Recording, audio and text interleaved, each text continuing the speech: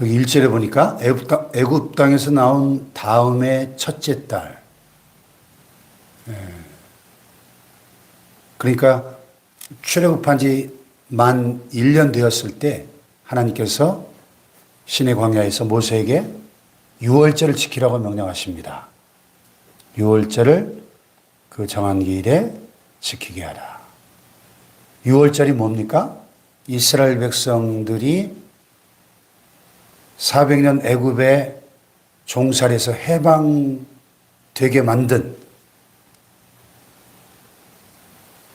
마지막 10번째 장자의 죽음의 재앙이 애굽 전역에 임하던 그 밤에 이스라엘 자손들은 집집마다 어린 양을 잡아 그 피를 좌우 문설주와 임방에 바르고 어린 양의 고기와 쓴나물을 먹으면서 그 밤에 죽음의 천사가 애굽 전역에 처음 난 것들을 다 죽일 때 애굽 사람들의 집에는 집집마다 대성통곡의 비극의 소리가 울려 퍼졌지만 이스라엘 자손들의 집은 안전했죠. 왜냐하면 죽음의 천사가 어린 양의 피를 보고 pass over, 유월했기 때문에 그 어린 양의 피가 뭘 상징할까요? 하나님의 어린 양, 예수 그리스도의 십자가의 피를 상징하고 있는 거죠. 이스라엘 자손들이 죽어야 하는데 이스라엘 자손 대신에 죄 없는 어린 양이 피를 흘리며 죽었습니다. 그 어린 양의 피를 바를 때 그 피를 보고 넘어갔다는 거죠. 그래서 그날 밤 이후로 1500년 후에 예수님께서 오셔서 십자가를 지고 죽으시면서 다 이루었다 외치심으로 우리 온 인류의 죄의 문제가 해결되어지고 그 하나님의 어린 양의 피를 볼 때 하나님의 진노가 임하지 않고 패스 오버하는 이 유월절의 의미는 너무 깊고 심오하죠. 그래서 이때 첫 번째 유월절을 지킨 이래로 지금까지 3000년이 넘게 약 3500년 동안 이 지구상에서 가장 오래된 절기겠죠. 3500년 동안 유대인들은 전 세계 어디에 있든지 이 유월절이 되면 유월절을 반드시 지킵니다. 가장 큰 절기죠. 이스라엘의 그 구약에 보면 7대 절기가 있는데 그 중에 가장 첫 번째로 지키는 절기이자 최대의 절기, 최초의 절기이자 최대의 절기가 바로 유월절이죠.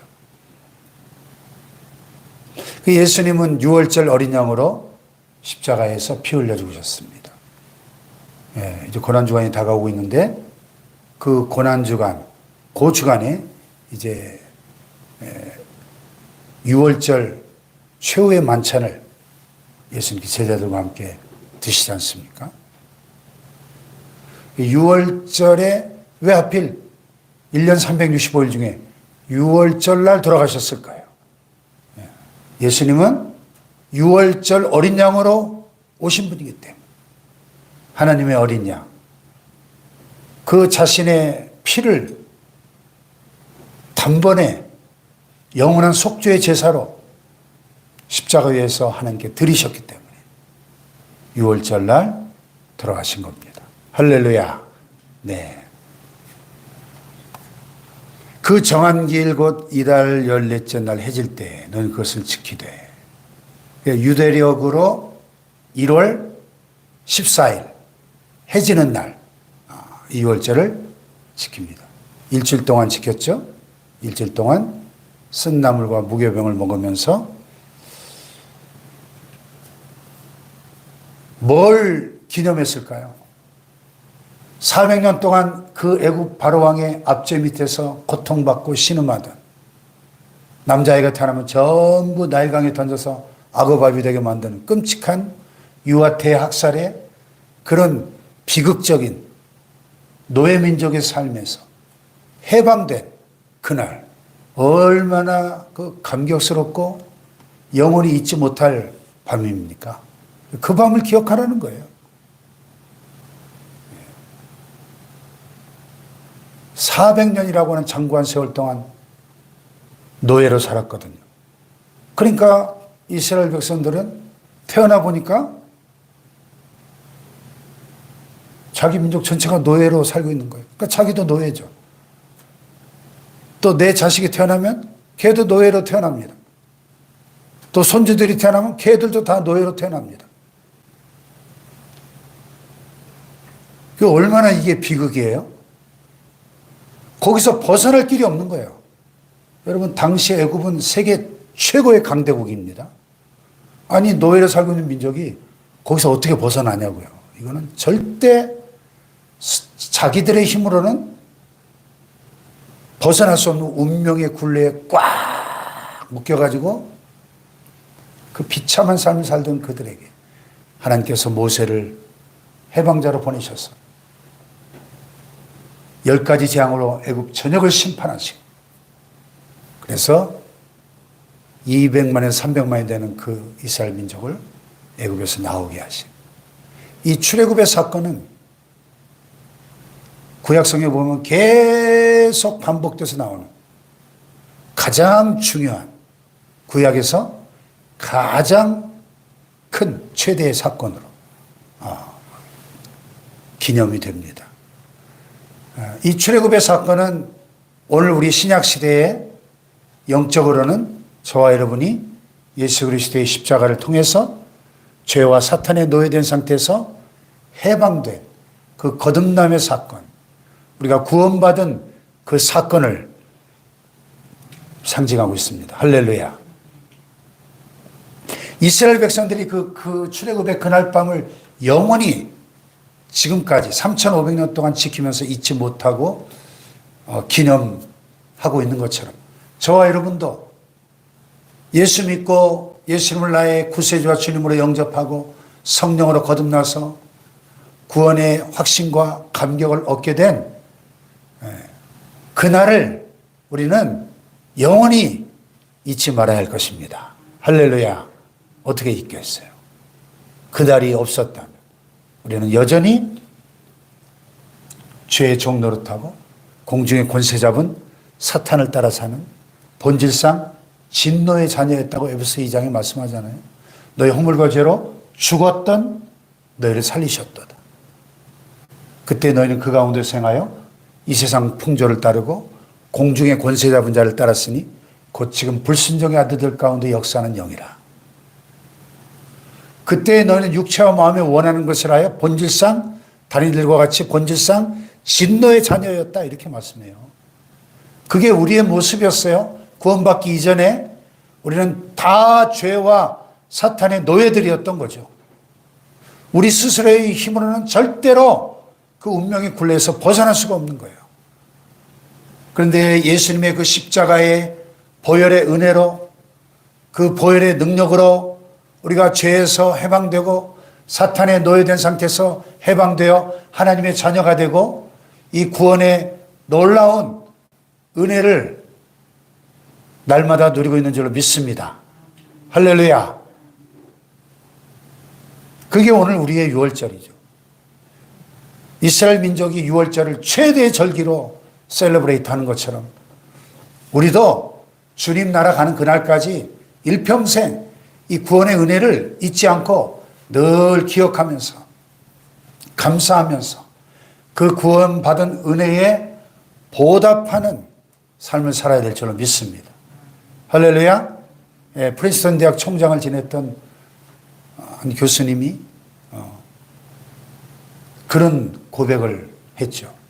나는 20대 어느 날 나의 구주 예수 그리스도를 마음속에 영접하고 구원을 받았다. 그날 이후 지금까지 나의 삶은 덤으로 주어진 삶이다 그랬어요. 예, 이게 정확한 우리 그리스도인의 삶의 본질이에요. 우리가 지금 신앙생활을 하는 것은 우리를 구원하신 그 주님의 은혜에 감사하면서 우리가 구원받은 그날은 우리가 영적으로 죽었다가 살아난 날이고 마귀의 자식으로 살다가 하나님의 자녀가 된 날이고, 그러므로 그날 이후로 오늘까지 나의 삶은 덤으로 주어진 보너스로 살고 있는 삶인 것을 우리는 알아야 됩니다. 할렐루야. 보너스로. 가끔 이 큰 중병에 걸려서 거의 요단강 근처까지 갔다가 다시 살아서 돌아오는 분들이 있죠. 예? 그런 분들은 정말 제2의 인생을 사는 것 같을 거예요. 예? 덤으로 주어진 인생을 사는 것 같을 겁니다. 근데 영적으로 우리 신앙생활이 그렇다는 겁니다.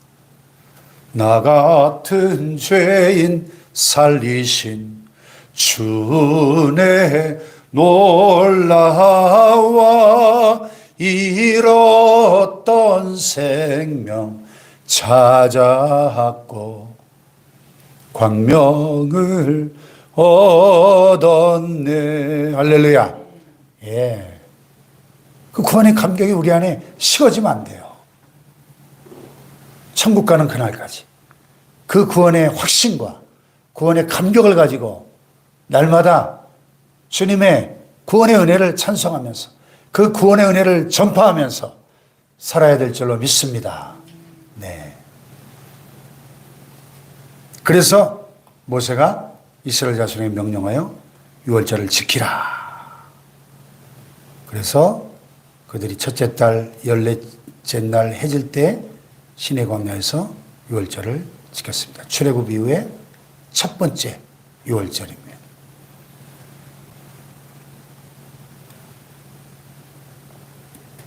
이 유월절을 지키면서 이스라엘 백성들은 자신들의 과거와 또 현재와 또 미래를 조망할 수 있는 거죠. 과거 애굽에 종살이하던 비참한 그 시절, 출애굽의 은혜로 지금 자유인으로 살아가는 이 해방과 구원의 이 감격과 감사를 생각하게 되고, 또 미래에 이제 그러므로 하나님의 선택받은 백성으로서 성민으로서 제사장 나라로서의 그 거룩한 정체성을 깨닫고 하나님의 나라를 이 땅에 세워가는 미래를 전망하는 이런 과거와 현재와 미래의 자신들의 그 삶의 정체성을 다시 한번 깨닫게 되는 절기가 6월절인 거죠. 그래서 지금 광야 40년 동안 적과 꿀이 흐르는 가나안 땅으로 가는 게 참 얼마나 오매불망 꿈에도 그리던 약속의 땅을 빨리 가고 싶겠어요. 그런데 지금 하루가 급한데 일주일을 6월절을 지키는 동안 진영에 머무르면서 행진을 멈추고 일주일 동안 하나님 앞에서 온 가족이 그 어린 양의 고기를 쓴나물과 무교병과 함께 먹으면서 일주일 동안 그날 밤을 기억하고 감사하면서 지켰다는 거예요. 그러니까 때로 여러분 우리 신앙생활 가운데 우리가 앞으로 나아가는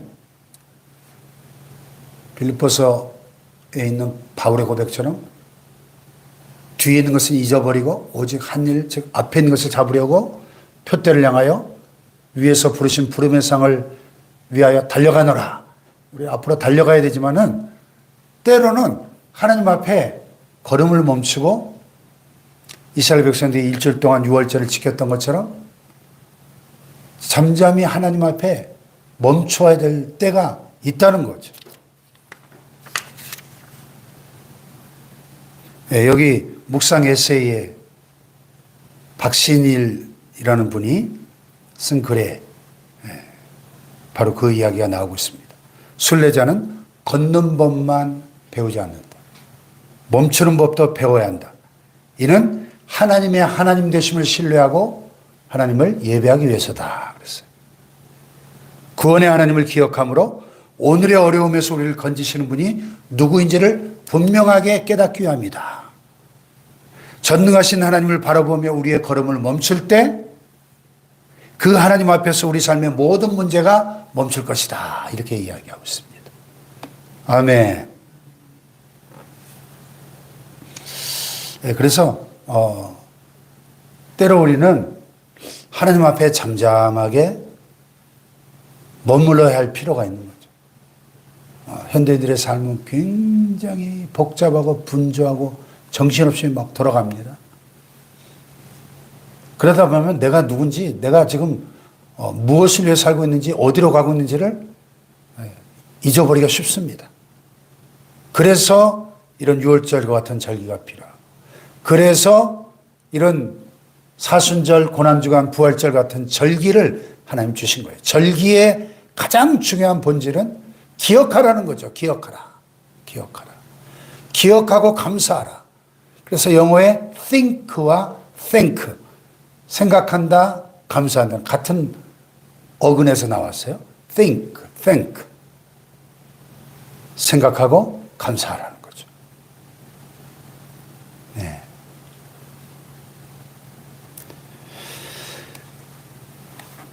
그리고 이제 6절 이하 마지막 14절까지는 이 시체를 만져서 부정하게 된 자. 그 6월절에 참여할 수가 없죠. 이런 자들은 어떻게 하면 좋겠습니까? 모세가 하나님께 여쭈니까 이스라엘 자손에게 말하이르라. 시체로 부정하게 되니 먼 여행 중에 있다 할지라도 다 여호와 앞에 마땅히 6월절을 지키되 둘째 달 14째 날 해질 때, 그러니까 한 달 후에, 다른 모든 백성들은 1월 14일에 지키면 이들은 한 달 있다가 그 부정해서 깨끗하게 된 이후에 2월 14일 해질 때 그걸 지키라. 한 달 후에 라도 6월절을 지키도록 명령을 하셨습니다. 그런데 부정을 타지도 않았고 여행 중에 있지도 않으면서 6월절을 지키지 아니하는 자는 그 백성 중에서 끊어진. 야, 이 백성 중에서 끊어진다. 이거는 출교죠, 출교. 오늘날로 말하면 파직 출교. 사형 선고입니다. 그만큼 6월절은 중요하다는 거죠. 예. 6월절 어린 양 예수님께서 십자가에서 인류의 죄를 대속하시고 6월절을 완성하셨는데, 그러므로 우리는 구원의 은혜를 날마다 기억하고 감사하는 삶을 살아야 될 줄로 믿습니다. 기도하십시다.